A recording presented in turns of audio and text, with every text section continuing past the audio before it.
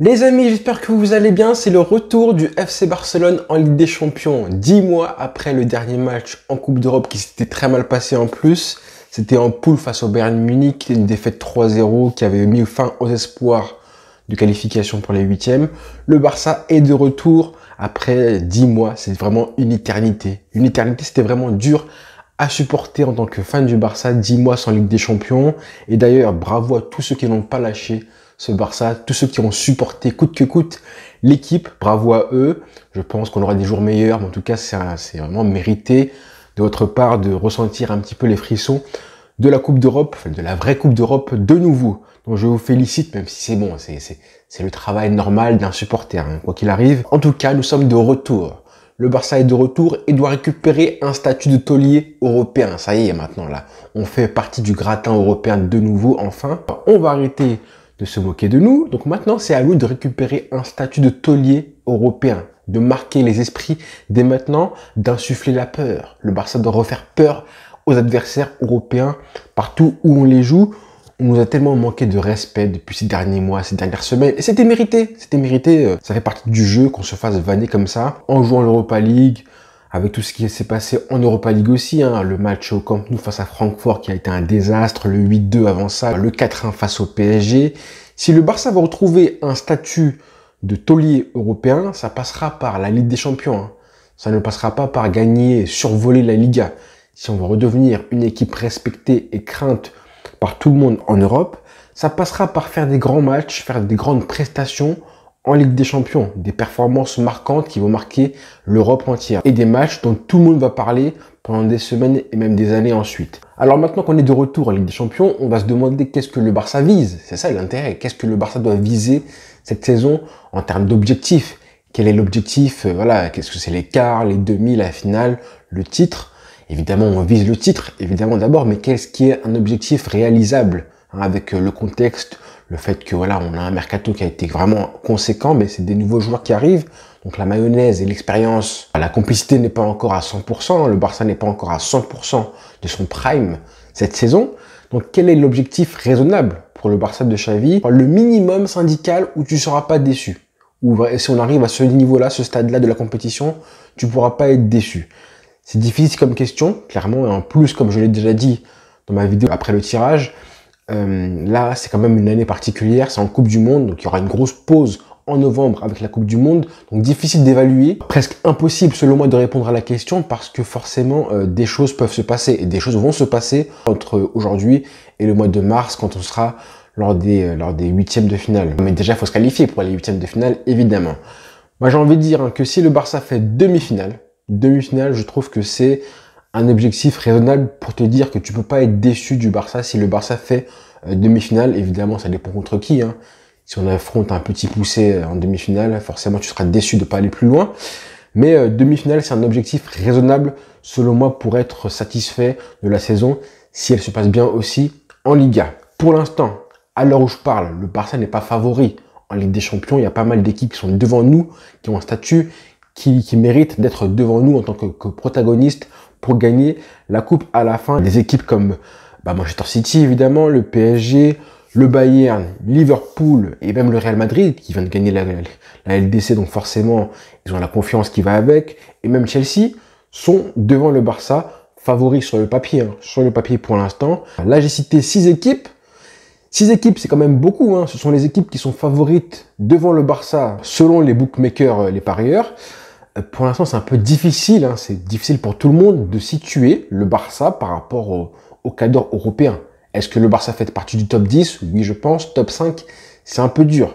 Moi, je pense qu'on est aux portes du top 5 pour l'instant. Malgré le mercato et l'effectif XXL que nous avons en ce moment, pour l'instant, je pense que le Barça part d'un peu trop loin par rapport à d'autres cadres européens. Pour l'instant, le Barça, c'est une promesse. C'est une promesse, c'est un projet à court, moyen et long terme, mais ça reste une promesse, un projet. Donc moi, je mettrais le Barça à cette place-là, entre la 5e et 6e place, aux portes du top 5 européen pour l'instant. Mais ça peut changer en cours de saison, évidemment. Alors le Barça démarre demain enfin sa campagne européenne après une bonne montée en puissance en Liga. Le Barça est en confiance, clairement. On a une progression qui est flagrante depuis le début de la saison. Un but encaissé En 4 matchs, 11 buts marqués, meilleure attaque de Liga, des joueurs en confiance, un collectif qui est en train de progresser à chaque match. Tout ça là, c'est l'idéal quand tu commences face à l'équipe la plus faible sur le papier du groupe, évidemment. En plus, à domicile, on compte évidemment sur les joueurs pour se buter sur le terrain, pour tout donner. On veut voir un changement même d'attitude entre ce qui s'est passé face à Séville samedi et là, on veut sentir que l'équipe se met en mode Ligue des Champions. Parce que logiquement, on ne joue pas avec la même attitude, la même mentalité en Liga qu'en Ligue des Champions. Il y a un mode Ligue des Champions à avoir, une pression supplémentaire, un niveau d'exigence encore plus grand. J'ai vraiment envie de voir un Barça qui écrase son adversaire dans le jeu, d'abord dans le jeu, et ensuite par le score évidemment, mais d'abord dès l'entame du match, dans le jeu, je veux voir un Barça qui a décidé d'écraser son adversaire. Peu importe si c'était une petite équipe, hein, ça reste un match de Ligue des Champions, et pour bien commencer sa saison en Ligue des Champions, après tout ce qui s'est passé l'année dernière en Europa League et en Liga, ça peut donner un boost énorme à ce Barça. Petite équipe en face ou pas, rien à péter, ça peut donner un boost énorme à ce Barça-là si tu fais un grand match. Oui, mais voilà, on sait que demain, qu'est-ce qui va se passer? C'est que le Barça va arriver en Ligue des Champions au Camp Nou et va jouer face à une équipe bulgare qui va certainement, on n'est pas sûr à 100%, mais qui va certainement poser le bus devant la défense pour essayer de gratter un match nul, gratter un contre pour éventuellement gagner la partie comme ça, gratter un petit point, voire les 3 points, peu importe, mais en tout cas, on sait qu'ils vont essayer de jouer très prudemment. Je pense qu'il y a 95% de chances pour que ça arrive. Et des fois, hein, c'est même plus difficile pour le Barça de jouer ces petites équipes-là à domicile qu'à l'extérieur. Parce qu'en général, quand tu joues ces équipes-là, ces petites équipes-là, quand elles jouent à domicile, en général, elles sont galvanisées un petit peu par l'enjeu, par leurs supporters, elles sont poussées par leurs supporters. Logiquement, elles veulent faire plaisir à leur public, donc elles sont un petit peu plus joueuses, même beaucoup plus joueuses. Elles prennent plus de risques, elles se livrent plus, donc elles sont un peu plus naïves aussi. Mais bon, ça c'est parfois, hein, pas tout le temps, évidemment. Mais si ça arrive, hein, et que le Viktoria Plzen joue à 10 derrière demain au Camp Nou, ça ne change absolument rien à l'exigence que le Barça doit avoir. Il faut absolument arrêter de compter sur les adversaires pour qu'ils offrent un peu plus d'espace au Barça pour que le Barça joue son jeu. Ça n'existe pas, ça. Bien sûr qu'on aimerait que les Bulgares ils prennent des risques, comme l'a fait un petit peu la Real Sociedad, même s'il était à domicile évidemment, il y a 2 semaines de ça. On ne peut pas compter sur ça au Barça. Carrément, c'est au Barça de faire sauter le verrou que les Bulgares vont mettre demain au Camp Nou. C'est aussi au Barça de mettre autant d'intensité, beaucoup d'intensité pour rendre fou l'adversaire. Parce que croyez pas, hein, respecter des consignes défensives à 11 derrière, mentalement, c'est très dur aussi pendant 90 longues minutes aussi. Et ça a toujours été comme ça. Hein. Le Barça de Guardiola à l'époque, on jouait aussi avec des équipes qui jouaient à 10 derrière.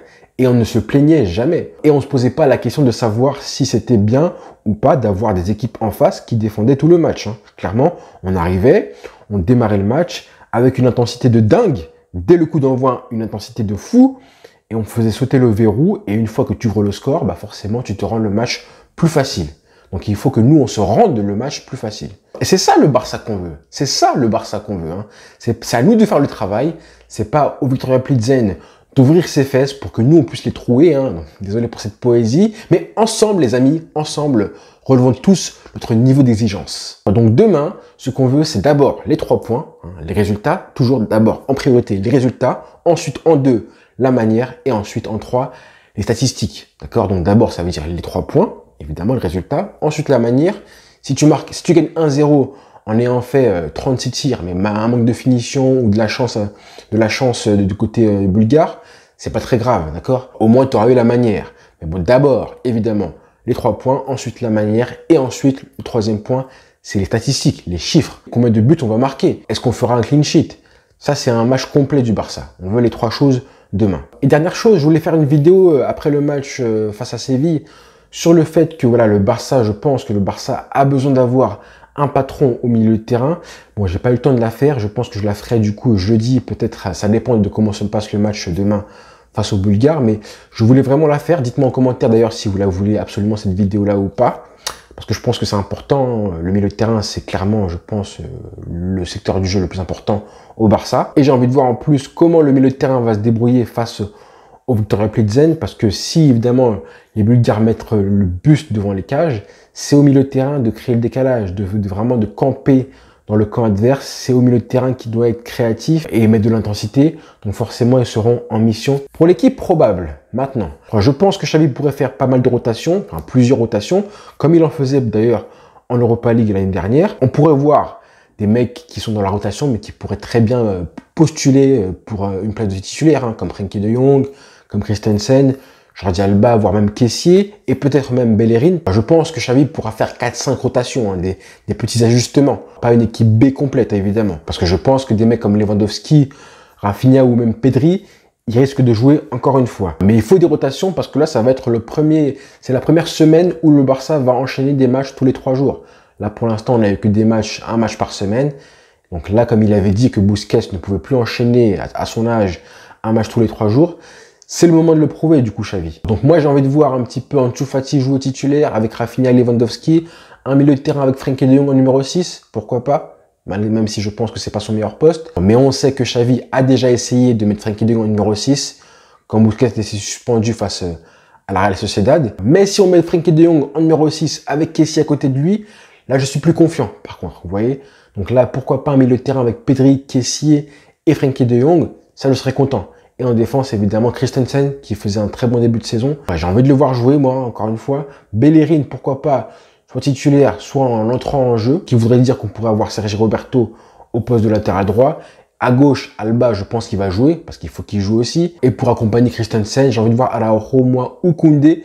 Koundé qui pourrait jouer enfin dans l'axe, en défense centrale. Donc je suis très content de revenir en C1, en LDC. L'excitation est à son comble, les amis. Sachant que le Barça, là, dans 7 jours, on ira jouer à Munich. Donc, il faut absolument garder ce niveau de confiance, parce qu'il n'y a pas beaucoup de temps.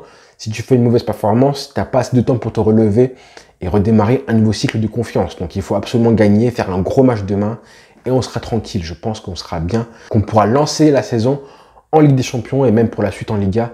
Ça donnera beaucoup de confiance. Bonne journée à tous les frères. Profitez des matchs évidemment qui auront lieu ce soir, le PSG, la Juventus et tout. Et puis rendez-vous demain après le match pour le débriefing. D'abord sur Facebook évidemment, Blaugrana Team, la page, et ensuite sur YouTube. Bonne soirée à tous les frères.